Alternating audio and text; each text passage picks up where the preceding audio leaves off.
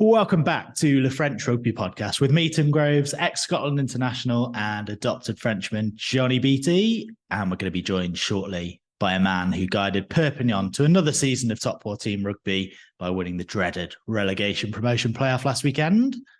But how's your week been, Johnny? Seen any more of the family this week?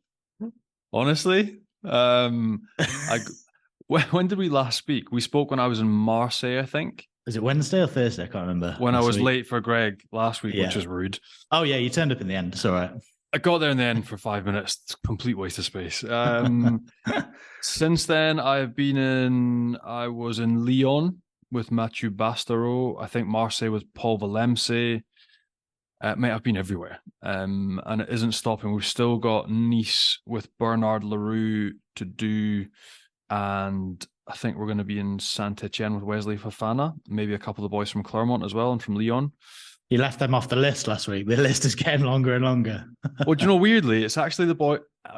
Have I explained what this is for? No. Last week you did. You sort of mentioned it's for World Cup preview, City Guide type things. Yeah. So again, with the delirium and fatigue, I don't know what I've said, what I haven't said. So that'll all be. Somebody asked, where will that be? So it'll be all over YouTube, Instagram, Facebook, all the social channels. Then if anyone on TV picks it up, we'll go on TV. But it's been great fun, just rocking around these different towns, doing some ridiculous things like the food we were having with Mathieu Bastareaud.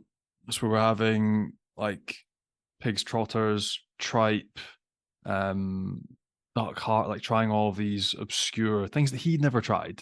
I was going to say, is that his choice or yours? No, it's like that's going for like an authentic, this is what you go and eat, so eat everything. But he hadn't tried it either. So been here, there, and everywhere. I got back literally last night at midnight. Finn, our youngest, woke me up at 5 a.m. this morning.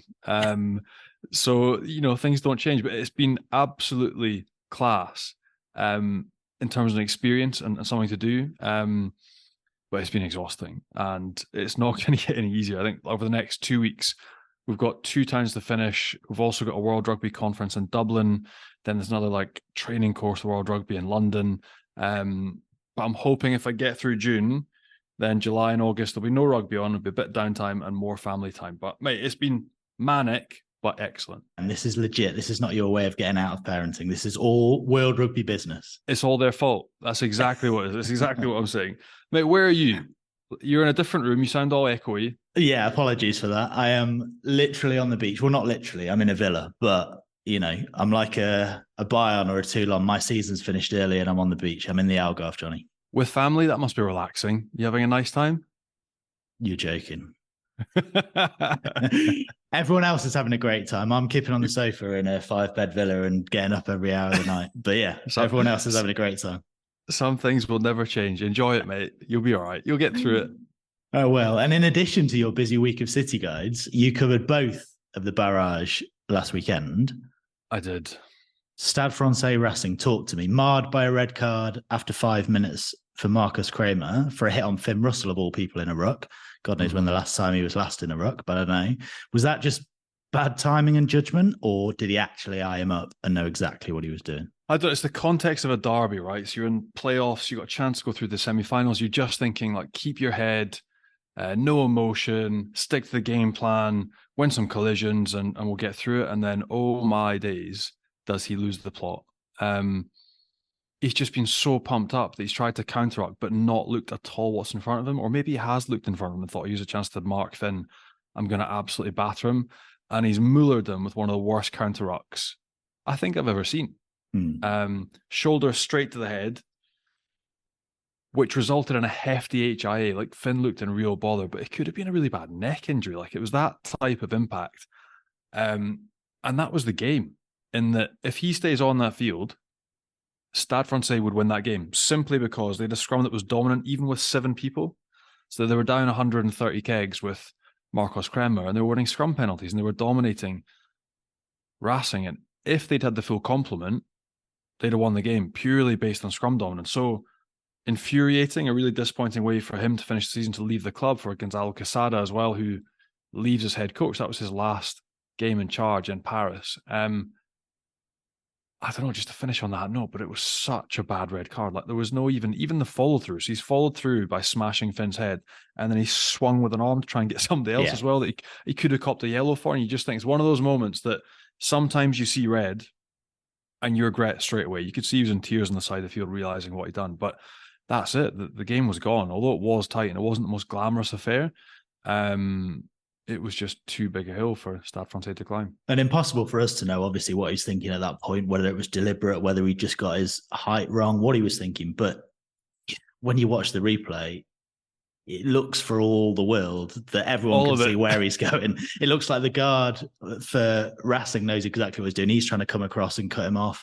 It just looks so obvious. It looked horrendous. I genuinely think it's one of the worst I've ever seen, especially since we've had the rules come in to protect people's heads and shoulder-to-head contacts. Like, I genuinely don't think I've seen something as cut and dried and as reckless since those rules have been brought in. So, look, horrendous for him. I mean, is it horrendous for him? I mean, you get the red card, but fully deserved red card. Horrendous for Stade Francais. Horrible for Finn as well, to have that coming through, that weight and power coming through your head and your neck. But what that's meant is Racing have taken it. They've kicked on. They weren't outstanding, but they've earned themselves a spot in the semis this weekend just down the road from me. So well done to them. And you mentioned how tough both Barrages were to call. 2 away wins, because Madosh Tambwe sort of inspired Bordeaux, didn't he, in the end at Lyon? Yeah, they were close to call, because 3 to 6 have been fairly inconsistent. And then bizarrely 2 away wins. So Racing had actually already won at Stade Francais. Stade Francais had absolutely smashed Racing at their place early in the season. But in the other fixture in Bordeaux against Lyon, both sides had won at home. So that was trickier to call. And Bordeaux were dominated in the first period. Lyon were actually very good. When you consider everything they've been through, we talked about it last week with Barrages, tumultuous season, trying to get him ousted, players not happy. That goes back now 2 or 3 months. But 3 individual efforts, one from Mathieu Jalibert in the first half, from turnover ball, takes the ball to gain line and absolutely smokes Taufifinua. And then Madosh Tambwe, oh my wheel, like absolutely freakish. 2 top-class tries that have essentially seen his side through to a semi-final out of nothing, in that they didn't have too much of a foothold in the game, but the effort and the pace, there's not too many people on the international or club circuit that you're like, okay, that's an absolute point of difference and a huge game changer. But that fella, the wheels on him, the 2 tries, if you look back and see the highlights of the tries that he scored on YouTube, absolutely incredible. And that's been enough to see them through, in that they just managed to stick with Lyon throughout the game. They just did enough. And then they had 3 moments that were absolutely magical. And again, solo efforts. But what that means for Barrages, after having that mutiny 2-3 months ago, it actually ended up out with Mathieu Bastro as well in Lyon after our day's filming, met up with a few of the players. And like, they don't know, but like the rumor from other people that you bump into in Lyon that were just chatting about rugby was that now there'll be a full like HR probe, interrogation process, consultation from external investigators, which doesn't smell good. And weirdly, like the timing as well, if he's to leave, does the whole coaching team go with him? You've got Kenny Lynn, you've got Connie Basson that's there as well, that's doing a decent job. And then you've also got Gonzalo Quesada, who's now available and free and looking for a club and looking for a next project. So I don't know what's going to happen, but I get the feeling that there's going to have to be a change. I don't know what that trigger is going to be. If that game losing at home in a barrage will be the trigger, but there's going to be some change in the off-season. And in a way, given everything that's been going on, they've done well to get to that point with the last sort of few games of the season they had. Who knows who was really in control of that, whether it was players taking control, assistants, or whether it was Barrages. But, you know, they finished the season strongly, the regular season. Well, I think they lost every game in April, effectively. They lost 5 games in April. I think they had 5 fixtures. And then May, they kind of rallied, and that was enough to get them over the line and get a home barrage. So, look, it was enough. And how much of it comes down to that break in a relationship behind the scenes, then galvanizing a playing group and them taking things by the scruff of the neck, or like there's been all sorts. And the Barrages was like, oh, we need to meet at this time. Stupid things like we need to meet this time before the game. Let's get together. They said, no, we don't want to do that. And the players are kind of deciding, which when that starts happening, it's only going to end one way. So whatever way or whatever has happened over the past 3-4 weeks, it's brought them together. They played a better brand of rugby, but ultimately, collectively, staff and playing group, it wasn't enough to to run over Bordeaux, who, again, haven't been that consistent, but that's a huge win for them. And what about the access match, Johnny? You said Perpignan would be too strong for Grenoble, and it was nip and tuck for a long time, but they were in the end. Look, it's such a hard fixture. You speak to anyone that's played in it, and it's brutal. Traditionally so tough. Grenoble actually played some extremely good stuff. Roman Barthelemy, my old mate, was playing 10. Him and his halfback partner, they tried to accelerate everything, run everything, and it made for a manic start to the game. But just that type of pressure for Perpignan, like knowing you've probably got a little bit more, but that being leveled by the atmosphere, what that means to Grenoble, to the players, to 20,000 fans that are baying for your blood and desperate for their side to go up. But in the end, Perpignan, they just had a little bit too much. It was kind of what we talked about last week. They still have that top 14 power. Their maul worked really well for them, and they scrapped really well. And what is one of the most daunting fixtures in the calendar? Nobody wants to play that game. It was interesting as well to hear Mathieu Acebes, the captain, after the game, saying this is never a game that we should play. We should never be here. I'm like, mate, there's a reason that you're there. There's a reason that you're here together, and you scrapped it out and you've won it again. So, look, well done to them. Incredible celebrations, and quite right as well. They were definitely the better side. Too much power, caliber player that was just a little nudge above Grenoble. And they secured the future in top 14, which is the most important thing. Huge relief for players, staff, and the club and all the supporters. So well done them. And for most listeners, especially those outside of France, this will come as massively bizarre news. But Grenoble have now gone from the verge of the top 14, just losing out on that match in the final quarter, to being, as we record this, relegated to Fédéral 1 for financial reasons. So how does that work? And how about the timing? I know they'll be able to appeal, but it's bizarre, isn't it? They have appealed. But where's your head at if you're a player there? And the stat, I mean, going from being 10 points away from being in the top 14 to then realizing you're in Pro D2, but then 2 days after the end of your party, the end of your blowout or barbecue, realizing that your club's been relegated for financial irregularities. They've actually been relegated and given a 6-point docking. So they should now start next year, not in top 14, not in Pro D2, a level down, minus 6 points, and probably with huge financial penalties. So mentally, you feel for them, everyone involved in the club. And for the people running it, you see the scenes back in England as well and how things have gone, London Irish, and you just think, come on, get this sorted, whatever the fan channels that are needed. And it's been because they hadn't shown or provided proper paperwork for this season. And they also had to show projections for the following season for 23, 24, and they hadn't done it. So kind of similar to London Irish, and they couldn't guarantee the financials, the stability of the club. Therefore, they've been pulled down. But man, you just have to think for the players, for the staff, for the fans, the emotional roller coaster of that week of being this far away from sniffing the top 14 to now not even being in Pro D2, that must be absolutely hellish. Right. We'll chat a bit about the top 14 semi-finals later on, but let's find out what your meter moment of the week is first, Johnny. It's Bordeaux, mate. And we just spoke about the game. Obviously, only a few games this weekend, but again, a complex season. Christophe Urios removed from post, lack of confidence, a few hard losses earlier in the season, but just to win the manner, you could see the delight on their faces, how much it meant as well. Mathieu Jalibert, Big Kane Douglas as well, friend of the show who came on. Big Ben Tamifuna, who couldn't play because he broke his finger in training a couple of weeks ago. See that too much cheese with you? Probably far too much cheese. But you just think about where they've come from, the depths of the season, the despair, the crisis meetings, all that shit that we've all been and done and not enjoyed.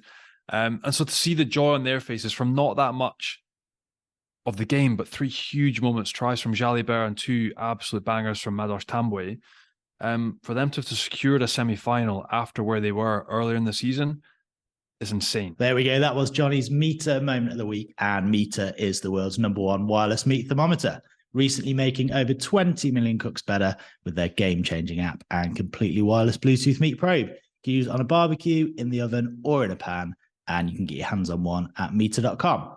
Plus, you can get 10% off any full price item. All you have to do is enter the code FrenchPod10 at checkout. That's FrenchPod10, and you'll get 10% off any full price item at meter.com. Let's get our guest on now then, and we can have a chat with a man who helped secure Perpignan's top 14 status for another season.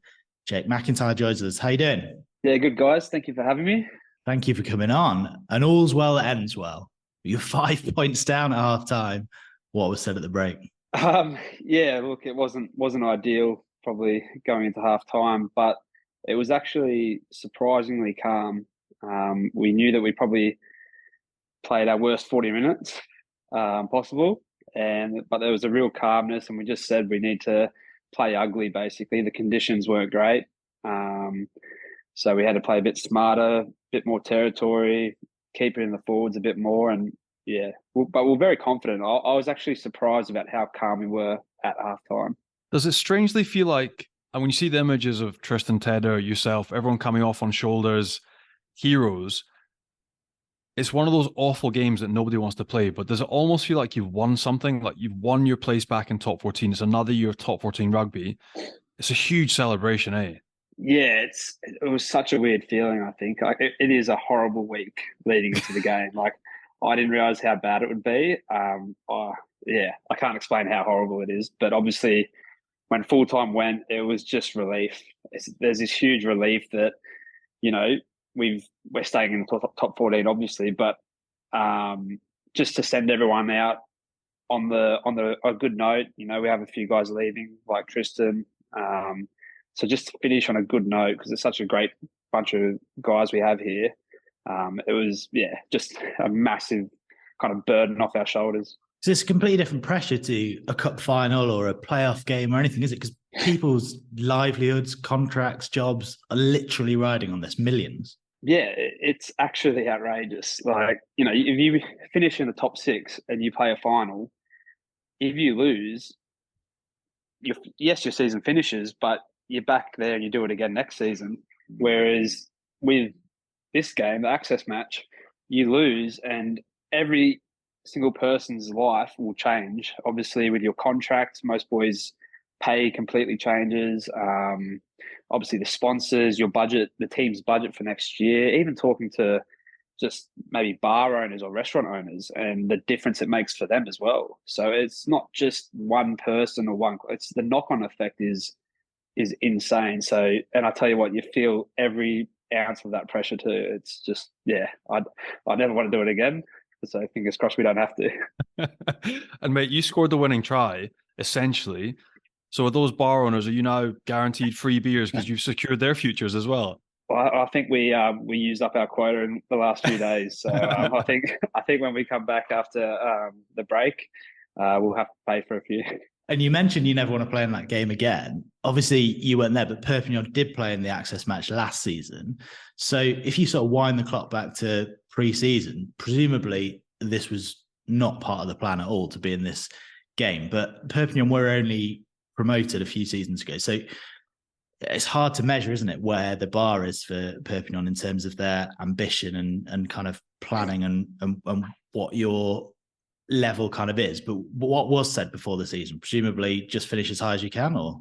Yeah, basically, and obviously avoid the access match. Don't finish 14th, don't finish 13th. And then obviously the first half of our season, we were in a pretty bad spot. And that's kind of our approach to the game was, if you had told us at the start of the new year that we were going to play the access match, we probably would have taken it. Because the fact is, I think at one point we were 8 points behind Breve, sitting in 14th. And we turned it around. And the way we played at the back end of the season, to us, we felt like we were better than 13th. We felt like we could compete with any team. And I think it showed. We beat some pretty high-class teams. So we felt like we were better than where we were. So, and it was kind of said after the game as well. Everyone was obviously very relieved, very happy, but the captain, kind of Matthew Acebes, hopped up and just said, "We're not doing this again. You know, we have to be better from day one." And obviously, you know, we're on a break now, but you know, we'll come back and do everything we can to make sure that, you know, we're not in this situation again. It's quite easy to say. Like, that's the thing. Like, once you've just won the game, he stood in front of the cameras. He's like, "We don't deserve to be here. We should never have been playing this game." And you're like, "Well, mate, like the points don't lie. Like that's the hard bit. And that I've been there as well. It's brutal. Top 14 is a marathon. It's a slog. If you don't have a massive squad and you're not really well coached, you so easily, like 2 games, like you mentioned, you started off 8 points adrift and then you can catch up. Like momentum in the competition is so hard. But like as somebody that's been there and been relegated with the Bayonne, can you talk us through the psychology of, knowing that you have a playing group that's capable, but then not churning out the results, and those horrible weeks that you come in and you get grilled by coaches? Like, it's not an easy place to be. And I think if you're part of like Super Rugby or you're part of URC and you don't have relegation, you never see those days really. Like you have down days, but in the top 14, it means that much because you can be relegated and you can be pinned down. So what were those days like? Can't be easy, but you've managed them really well. You're still in the top 14. So what were those days like? As you said, the points don't lie. So the fact is, we were 13th, and that was because of how we played at the start of the season. I know in January it got quite close to the managers of our team getting the sack, but we said as a playing group that it's not on them. The results are on the playing group and the way we performed. So we took ownership of that. And I think as soon as that happened, that's when everything turned around. And as you said, it's momentum's such a big thing in any sport, and especially rugby. When that happened and all of a sudden we were winning games, playing some great rugby, yes, we felt like we were better than 13th, but our reality was the consequences of how poor we were at the start, that we're most likely going to play this game. So we just said we can't worry about where we are. We can just worry about our performances. And that's what we had. We had so much confidence from the games leading into it that we knew that we deserved to be in top 14, but it's one game. And the first 40 minutes, like, we were terrible. We played, I probably played one of my worst games of the season. That first 40 minutes, copped a yellow card. I was shitting myself a bit, to be honest. But we had this calmness, not arrogance at halftime, but a calmness that just said, okay, it hasn't gone to plan. We've been in this situation before. Let's just stay together, do the simple things well, and the result will take care of itself. And that's what we did. And I mean, credit to our forwards. They just turned it on in the end and probably won us the game. Thankfully, no one remember your yellow card in that first 40 minutes. They'll just remember the winning try. So you're fine, Jay. It's no problem. Oh, I hope not. We actually had Tristan Tedder on a few weeks ago, and he was talking to us about that meeting that basically sounds bizarre from the outside, but was sort of like, Patrick Arletta is going to lose his job. Someone stands up. No, he's not. That's it. Done. And he was like, it was so quick, in a flash, and you all kind of rallied. And it sounds mental from the outside, but exactly what you're saying. Since that point, you're all galvanized and you're all on the same t-shirt. So it's also like, if the ownership could have planned it, they would have set it up like that, because it's turned out really well in the end. Yeah, exactly. It all worked out. And I just think we spoke about it as a playing group. As you said, it happened so quick. It was one meeting, and it was just like, no, we want to stay together because the results are on us. But if they had have got new managers in, then you're starting from ground zero. And you look at, in the top 14, the teams that did, sack their coaches and didn't stick with them, most of their seasons went downhill after. People think it's an easy fix, but it's not. And at the end of the day, you got to own your results, and that's what we did as a playing group. And as you said, it galvanized the group and just said, this is on us. And if it was kind of, live by the sword, die by the sword. If we're going to go down, we're going to go down together. And everyone accepted that. And obviously, I think that was the turning point. Mate, you mentioned the forward pack as well. There's another boy that's just off the block, the latest Tuilagi. Tell us a little bit about Posolo, because he's only 18. He scored a try at the weekend, 6'4", and he's about 150 kgs. But what is he going to be like? How good could he be? Oh, it's scary, really scary. You forget how young he is, and just he is a giant of a human. In pre-season, obviously he had the name of his dad, and I think there's a lot of expectation that comes with that, but he's just such a quiet, happy, humble kid. And he went about his work, and to be honest, we didn't really get to see the best of him because he didn't play any games. And I think what he brings is that physicality, and sometimes in pre-season they don't get to show that. And I don't know what it was. I remember playing a Challenge Cup game against Glasgow, and he came off the bench, and it was just like a light bulb moment for him where he just said, I actually am, I'm 140 kilos, 6 foot, bloody 4 or 5, whatever it is. And, I'm actually hard to stop. And then he got his first chance in top 14, and he is just a beast. Like, I'm stoked for him because I think he deserves it. He works hard. He's a happy kid. And, he'll only get better. Like, he's a baby, really. It's actually scary. So I think Perpignan have locked him down for the next couple of years. So hopefully we can hold on to him for a long time. But he's scary good, and I don't think he'll be too far off, playing at that test level, because he's just that physical, that big. He's a complete game breaker. And obviously he's a Tuolangi, as you mentioned. But is he a freak in the nicest possible way in the gym, or does he just turn it on a rugby pitch? And Johnny mentioned 150 clicks. You mentioned 140. In terms of the testing, the measurements, how big is he? How strong is he? Presumably the strongest in the squad, is he?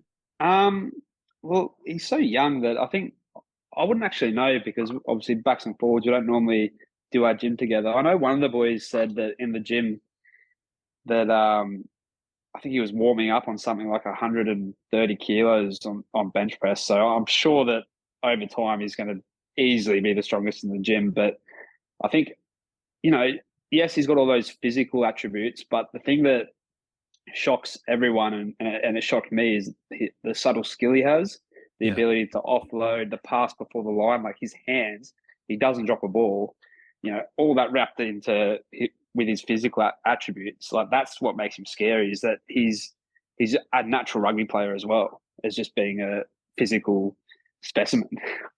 And you mentioned he's a test level player in waiting. He's a France under-20 player, but how's his English? Because he was born in England, I think. So could he be English? Yeah.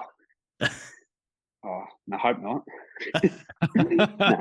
No. I think he's pretty committed to France, but his English is great. He's a lovely kid. He's really well spoken, very humble, very, very quiet. So yeah, he's a great kid, and I'm sure he'll have a huge future. Mate, the scary thing, like you say, is he's only 18. Like, he isn't even developed. Like, I don't know how long he's been training for, but you're talking weights, warming up on 130, which is probably your PB for bench, probably about mine as well. Well over. Yeah, exactly. But that's it. Like, physically, he's only gonna get stronger and more explosive as he comes into like his 20s. So incredible. And like you mentioned, like, I compare him to like Manny Miafu, in like they've both got that physical size, but they've also got the sort of technical ability, like can ball handle, take the ball to line, offload, kind of full package. So really interesting. It's not fair, Johnny. They've already got Paul Willems, like the list goes on. Now Manny Miafu, Solo Tuolangi, he should be English, surely. But you know what? I reckon there's going to be a change in the guard. But like, see, once you get through the end of this World Cup cycle, they'll be like, I reckon Roman Taufenua, he'll stop. Yeah. Paul Willemse, I don't know what he'll do. But then, so you've got like I think Manny Miafu will come through and be like the next 5. But there's another one. You got Tulagi as well, who same physical profile, but really interesting. So, man, I think it's really cool. There's going to be a change of the guard in the World Cup, and there's an opportunity for these boys to come in, get some game time, and get stuck in the next cycle. And Solo's one of those boys, like playing for Perpignan. If he keeps going the way he's going, he's going to be there or thereabouts, because he's a machine. And Jake, for you personally, obviously you came to France 6 years ago with Agen in the top 14, and you've bounced back and forth a couple of times. But how did that move come about? Why France? It all happened really quickly, to be honest. I was at the Reds, and I was at the Reds when I was 18, and I was there for about 5 years, including those academy years. And it was a tough time for me as a rugby player. Just, I kind of came in just after Quade had left, and there was these big expectations to keep playing finals footy, but we had such a big change in not only the players, but the staff as well. And things just weren't clicking. We weren't playing great rugby. I personally wasn't playing great. And I felt not made the scapegoat, but basically a lot of the fingers pointed at me. And, it was a really hard time where I hated rugby, and I was miserable. And my now wife, who we were just dating at the time, just said that, there's no point trying to hang around if you're not happy. And basically, Agen had made the top 14. They didn't have a 10 for that season, and I think it was only maybe 3 weeks before the season started, and my manager just called me and said, "There's an opportunity here."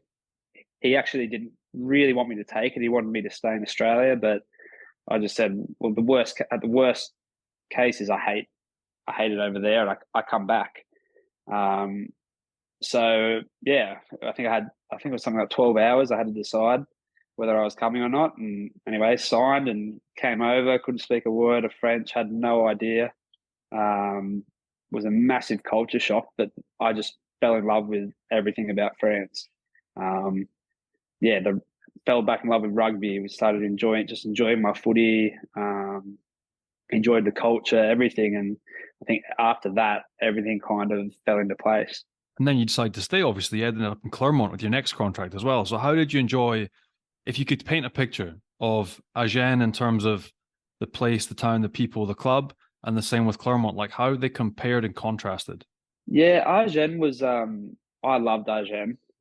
People don't realise how successful they used to be. Like they were such a big club in France, and I had no idea until I got there. Philippe Sella was our manager, and he's like, I didn't actually know him. And my dad said, mate, he's one of the biggest names in world rugby. But Agen, it was quite interesting. I'd never been a part, obviously Super Rugby doesn't have relegation. So when we came over, the first thing was we need to stay up in top 14. And I don't think I really understood how important it was. And then, it's a small town, which I loved. I'm from a very small town in Australia. So I think for me personally, it was just nice and quiet. I just kind of eased into everything. We played some good footy. And it was just great because we managed, I think my first year we finished 11th, and then the second year finished 12th. So, we stayed in top 14. That was our goals, and everything was great. But I also wanted a bit more. I wanted to play Champions Cup rugby. I wanted to be able to play in the top 6. And when I was at Agen, there just wasn't that ambition to try be better. They were very content with just staying in the top 14. And that frustrated me. But obviously they're limited with their resources, their finances. And again, that's something that when I was that young, I didn't understand. But I appreciate now that that's where they were at. And yeah, I played well enough to get noticed by Clermont, and I was well aware of the history of Clermont and what a big club, not only in France they are, but Europe. And I kind of spoke with Frank Azima, who's going to be my new coach. But I spoke with him as he was the Clermont coach at the time, and I just was never going to turn that down. I actually had an opportunity to go back to Australia then after my contract had finished with Argen, and I just said I can't say no to Clermont. I've got to go see what it's all about. And even though I was only there for a brief time, it was incredible just to experience Stade Michelin, to play European Cup rugby, and it was just an elite club to be a part of. So that was pretty special. You mentioned that Frank Azema is coming in at Perpignan next season, so you'll be reacquainted. What happened when you were under him at Clermont? Because you mentioned you went home after a short spell there. Was that kind of a conscious choice to move back home at that point, or what happened? Obviously, COVID had hit. I was actually in the process of starting to negotiate my next contract with Clermont. But kind of throughout my time in France, I'd been in contact with Rugby Australia because they were always saying that they wanted to get me back. And when COVID hit, it was kind of an opportunity for me to get out of my contract at Clermont and take up one in Oz. And basically, so I had a lot of contact with Rugby Australia at the time. They said that they weren't going to pick anyone from overseas, that I had to be back in Australia to play. And I believed them and said, okay, I'll see what I can do. And I spoke to Frank and Neil McElroy. who was McElroy, sorry, who was the team manager, and explained the situation and just said, if I don't go back now, and I might never get the opportunity again, because obviously one of my dreams is to play for Australia. And they were really good. They understood what I was going back for.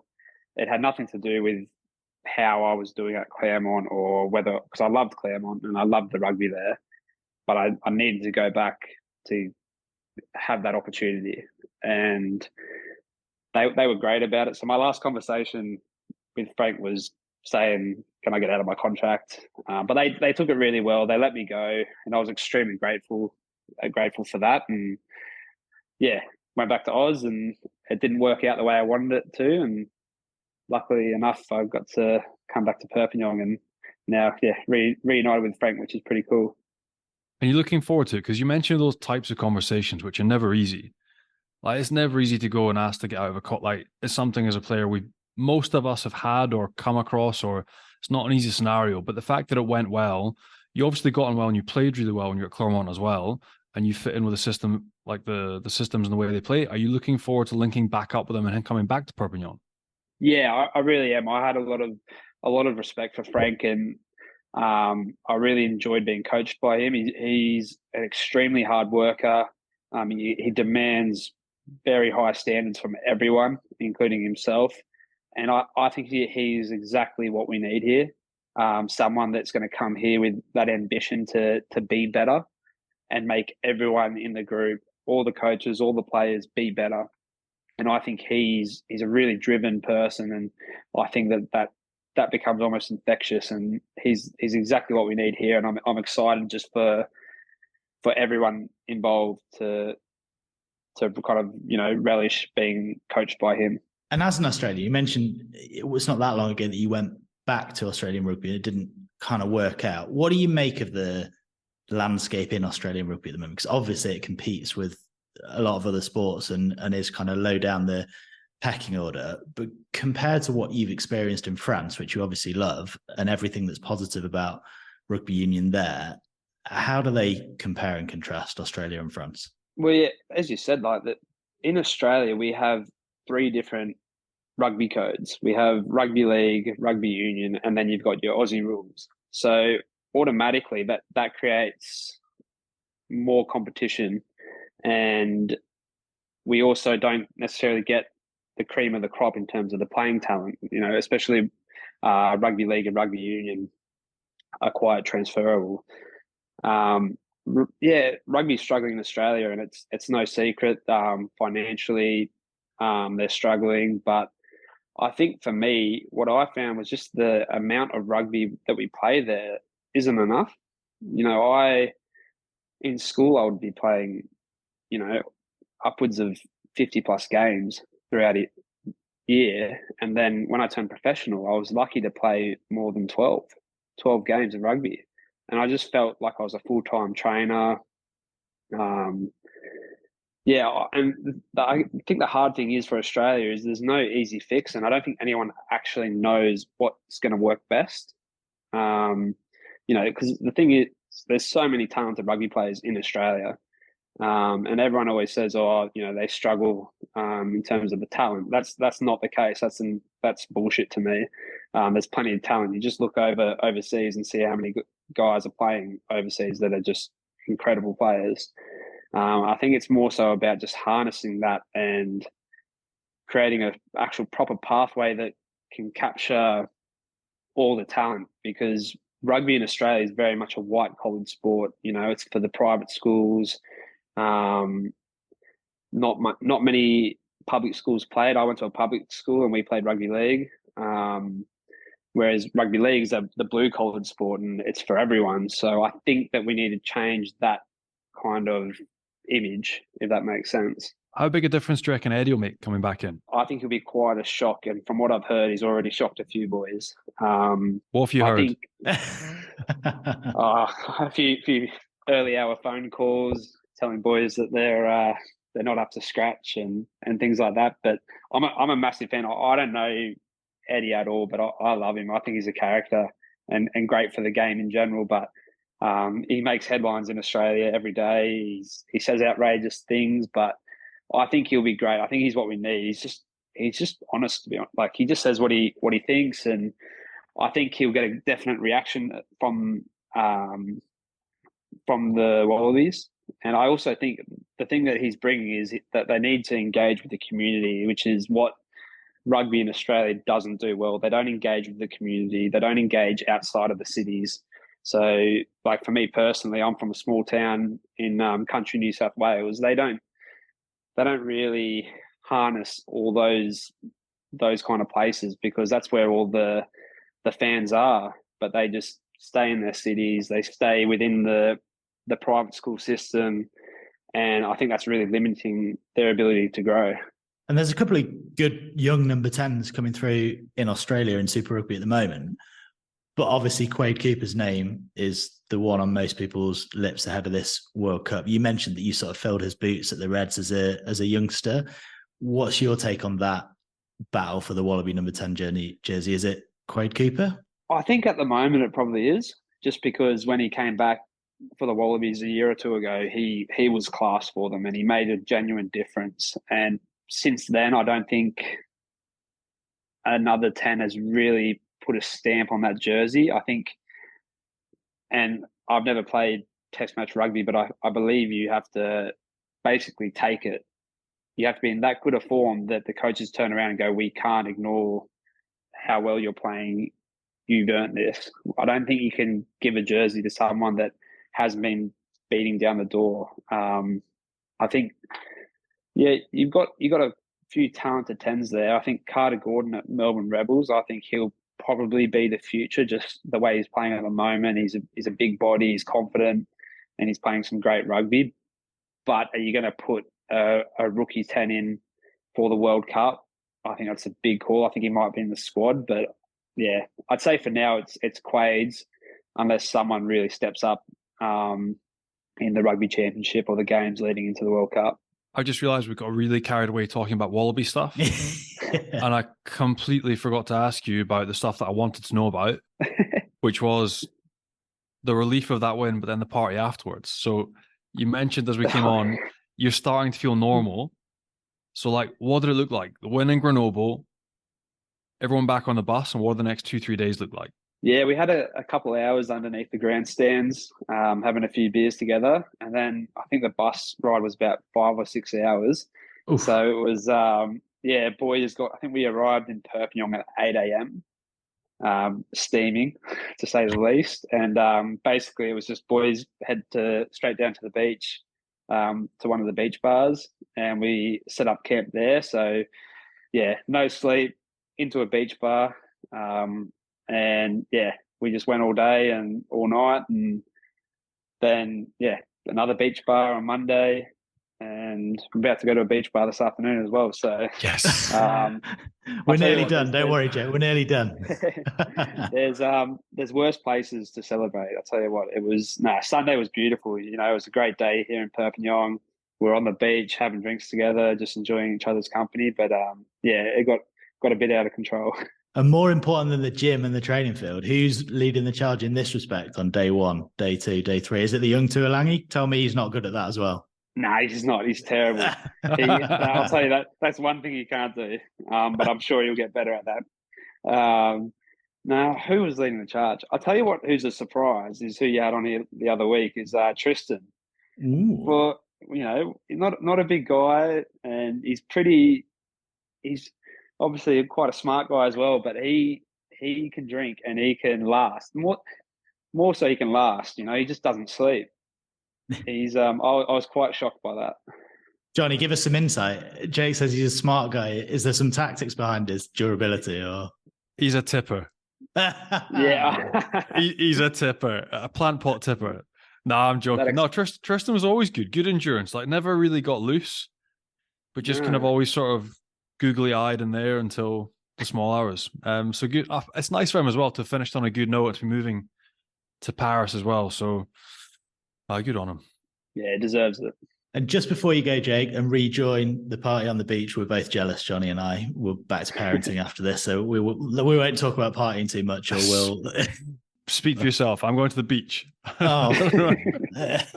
I might have to take my children, but there'll be a pen down there and I can have a beer beside the pen, the play park. They'll be fine. But yeah, give us an insight, Jake, because you're obviously happy in France. You mentioned it earlier on. You moved over to Agen originally 6 years ago, and then you wanted to make that next step up. Perpignan, historically, are a massive club. They've won the top 14 not a million years ago. They've been in the Champions Cup final. I think it was 15, 20 years ago. So they are a big club historically, but they've been down, they've come back up, and then they've played a couple of access matches in a row now. So give us a sense of what the club is like now. Does it feel like a sleeping giant? Yeah, I think it does. The fan base here is incredible. The way they supported us all year, and then in that access match, we've got this huge fan base. We've got this crazy history that it's just, if we can reawaken it and have some success, it's a club that will just explode, I think. And part of my reason for coming here was because they do have that ambition to get back to where they were, and they're very clear about how they want to do it. They're improving the infrastructure around the training facilities and everything like this. They're trying to build a squad that doesn't just rely on having to sign these big overseas names. They want to build a strong academy, create their own talent, and then the players they get from overseas will be the little sprinkle on top. So they've got the ambition, which that's probably the most important part, is they've got to have that vision. If they want to just stay around 13th, 12th and just survive, then they'll end up getting taken over by someone else that has that ambition. So that ambition's there, and I think it's really exciting times. Hopefully I can be a part of that for a while longer, and see where it takes us. Talk to us a little bit about this weekend. I know you're going to the beach bar, but you're well placed. You got 80% effectively the French team on show this weekend in San Sebastian. How do you see the semis going? So you got Toulouse against Racing, and we've got La Rochelle against Bordeaux. Who would you tip in those two ties? I think you got to go to two heavyweights, La Rochelle and Toulouse. I just think all year they've been the clear standouts. La Rochelle coming off winning the Champions Cup, Toulouse with all their players well rested. I just think that they're going to be too strong and they're going to be up for this game. Racing had a strong finish at the end of the season, but will they be a bit more fatigued? I just can't see La Rochelle and Toulouse playing poorly in this game. I think they've got the experience, they've got the players, and they're both super hungry. I think that'll be the final, and I reckon it's going to be massive. Well, thanks so much for coming on, Jake. Massive congratulations on the win over Grenoble at the weekend. Fingers crossed, no more access matches in years to come, and you'll be at the heart of Perpignan's climb up the table. We'll let you get back to the beach party and keep an eye on Tristan and those plant pots for us as well. Will do. Thanks for having me, guys. I really appreciate it. It's good fun. Cheers, Jake. Thanks a lot, mate. Cheers, guys. Great to have Jake on, Johnny. I didn't realise we were keeping him from, day 3, day 4? I don't know what it is now.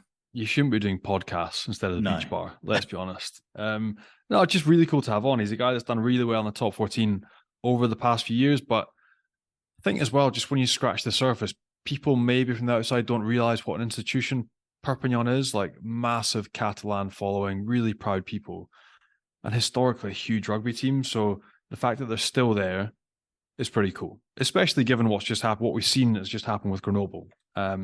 Makes it more just. So well done to him, well done to the team.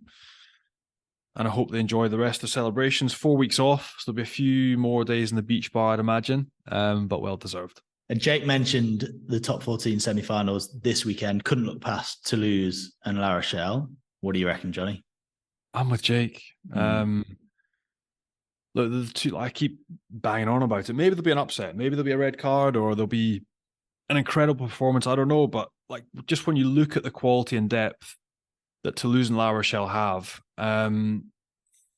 they are. I think that's the final everyone wants to see, and it's the two teams that have played the best rugby throughout the course of the season. They're also becoming, like Rod used the word dynasty, but the pair of them there, like the way they've gone on this season, the way they've played over the past 2 or 3 seasons, they've both been phenomenal to watch. So, yeah, I think they'll be too strong for both Racing and Bordeaux. Although they'll get down there, it's knockout rugby. You never know what could happen. The big two are definitely the favourites to go through and make the final at Stade de France the following weekend. And obviously, it could be Finn against Romain Ntamak in the first of those semi-finals. In the second, Antoine Hastoy against Mathieu Jalibert. There's some kind of fascinating sideshow there in terms of Fabien Galtier's World Cup squad as well, Johnny. Yeah, I think Mathieu Jalibert is still the better individual player. I think that Antoine Hastoy plays within a better system that's probably more effectively coached, and the sort of team flourishes with big hitters around it. But Mathieu Jalibert is a phenomenal talent. So I'd say in the pecking order, it's still Romain Ntamak, Mathieu Jalibert, Antoine Hastoy. That being said, Fabien Galtier was talking about Antoine Hastoy again this week in the press, just saying how impressed he's been, seeing his evolution, the fact he's done it differently. He's moved club to a bigger, different club to try and improve himself, and he's been really impressed. But will it be enough to oust Mathieu Jalibert from second spot? I don't think so. But yeah, looking forward to that as a game. Bordeaux, La Rochelle in general, loads of great head-to-heads, and that one certainly, the 10 battle, will be fascinating to follow. And one bit of news hot off the press, Alex Ruiz, Johnny, we've spoken to people at Montpellier not long ago. He's joined their coaching staff from being one of the top referees in France. He's now taken a job as head coach of Soyo Angoulême in Pro D2. So we've got a referee not just becoming an assistant coach, now becoming a head coach. Incredibly. And Angoulême is where my old coach at Bayonne, Vincent Aceto, was there. He's just left the club. And Alex Ruiz, I'm really interested to see how that goes. And I have absolutely no idea. But obviously he knows his onions. They've asked him to take the job. He's obviously sold them a vision that he can take the club to a new level. They've kind of been battling in the relegation basement throughout the course of the season. They've just stayed up. But is that going to be the first of quite a few that we see? I mean, there's been quite a few boys have skipped over and joined coaching departments in very definite individual roles, but this is the first real generalist, someone that's been picked to lead an organization, which is a massive change. And yeah, healthy, coming from a different background, maybe a different point of view. And it'll be interesting to see how that evolves over preseason and as the games kick off at the start of next season. Thanks, Johnny. A big thanks to Jake for joining us too. And thanks to all you guys for listening. Make sure you hit subscribe, leave us a nice review if you can. Check us out on Rugby Pass and on YouTube. And we'll be back with another episode next week. Au revoir, Johnny. Cheers, mate.